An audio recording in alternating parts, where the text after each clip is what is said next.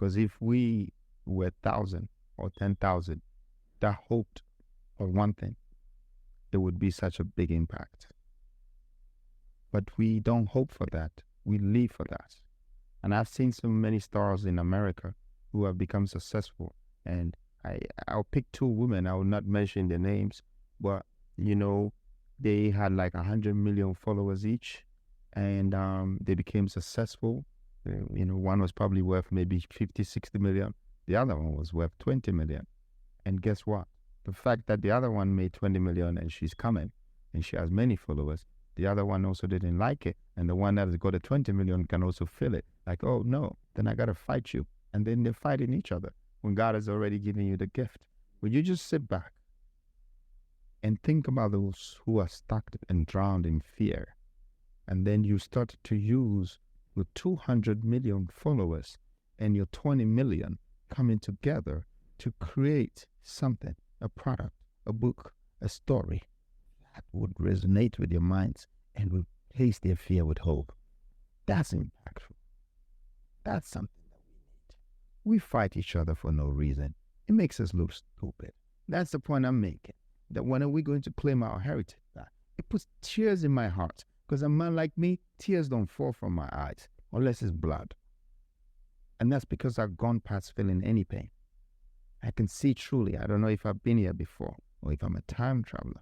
But what I've seen before and what I'm seeing now, it's not getting any better. I need to do something. We need to do something. Our people are full of fear. My book, Freedom Jacob Caesar, The Rise of the African Prince, it's my story is to become the hope that will replace the fear in Africans. Because what's the point of a young kid going to university and their mother has sweat all their life and their father or their fathers and have paid for their fees, thinking that when you educate your child and they get a degree, they will become successful so they take care of you. Only in the end to find out that they didn't even have a vacancy for the degree they acquired. This story is sad. It's like the sheep spending their whole life running away from the wolf, only to be killed in the end by the shepherd. This is not fair on us as a society. This is one of the things I want to do before I leave this earth. Creating that will of freedom to find ourselves again. Because when I look at the Arabs, I really respect what they've done. They've claimed back their culture and they've built their United Nations of Emirates, of Arabs, Saudi. Now they're part of the global speakers and they command. When I look at the Europeans, they've built all their roads. They have claimed their reserves. They have built their factories. They are feeding their nations. They are educating them.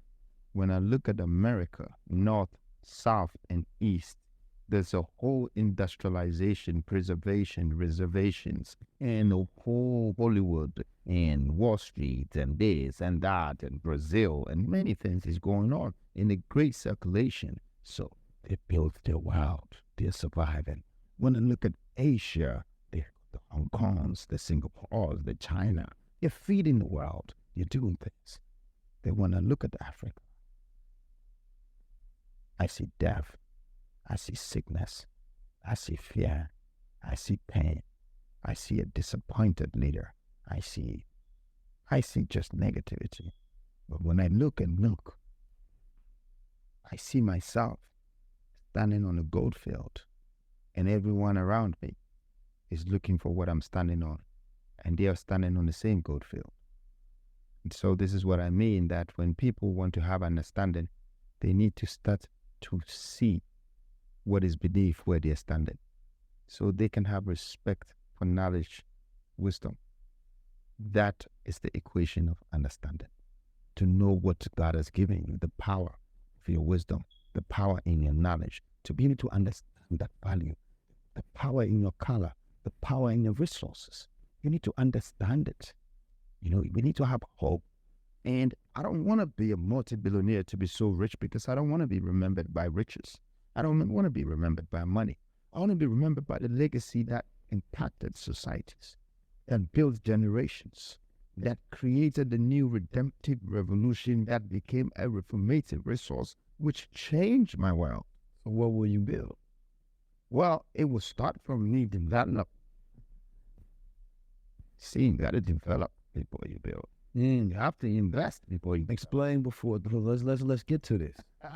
Explain the difference for people, the difference between developing and building. Okay, so developing, it starts from humanity before structures. Okay, now before you can develop anything, you need to be an investor. So God developed us before he created us, before he built us. He already had the plan that the human eyes will be here and will be for viewing, that the nose will be for breathing, and the mouth will be for speaking, and the body will be for this. He had already developed us and constructed us in a blueprint inside his own mind. And so he used 6 days to create everything.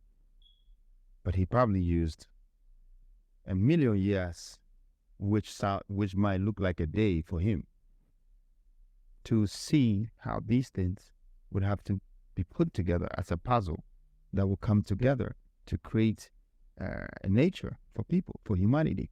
So human beings should respect the code that you need to develop before you can build. If you don't develop your nations, you cannot build your country. It's impossible. You slow down. So not to cut your wisdom, but development to me sounds like, when I talk about creating a new culture, is remoralizing a culture, right? It's saying that, okay, what are the values that we will build our culture off of? Because if I say a culture is family, it's respect, right? Then we know that anything that we do that is in connection to building on respect and rebuilding on family, building on power, building on knowledge of self, that is in correlation, right? Because this is the womb. So development will be the womb. And then once you have something born out of that developmental stage, because in the womb is where you go through the stages of development, and then when you come out, now you're building that human up, right? Teaching them how to be erect, and then protecting that which you have built, right? And so in our culture, we have to go back and say, okay, what are the values that make us who we are? Because if we go study every culture, they have value in connection that they hold as rites and rituals that they can build on top of. So the developmental stages, yes, I like that analogy because I believe it's something that we have to understand is we're always trying to build, but what are we building on? We're building on other people's cultures. We're building our whole life on other people's cultures. Right. You cannot wear a turban and make yourself become an Arab.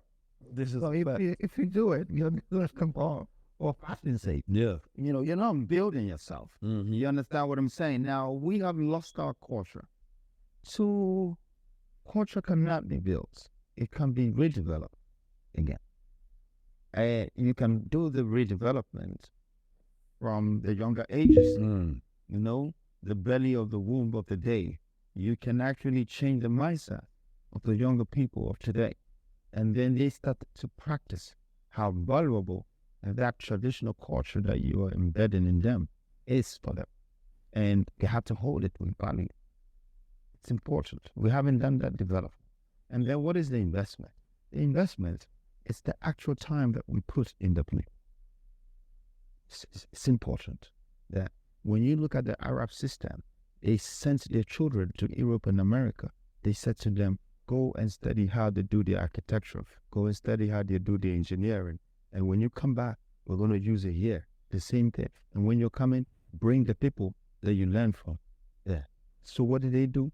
They extracted what they had already developed and added it to what they have to develop their world. So that's when the buildings came in. Mm-hmm. That's when all of these things came in. See, the fundamental position that they had was the developmental mindset. And how did they do that? You can see from the process. He sent people out to learn. And when they come back, they bring people. And they hired other people, cheap labor, to build the tall buildings. And then they were like some Talibans or some people wearing white uniform with white thing and some black thing in their head, walking around. They didn't hold one block. And they were not the contractors. They were not the laborers. They were the developers. They're the developers. And the only thing that they built out of the development was they built wealth. How will you build your wealth? How will you control your time? How will you develop your skill sets? Skill sets are your assets because it is something that you can utilize and leverage, especially once you get the knowledge to learn how to be able to control your reality, to be able to go wherever you want to be able to build whatever you want to be able to eat whatever you want to. It changes from when you're on survival mode at the lowest level. So now you have skill sets that you can pay for your assets. You can start to build wealth, and that's when you're at the highest level. Marcus Garvey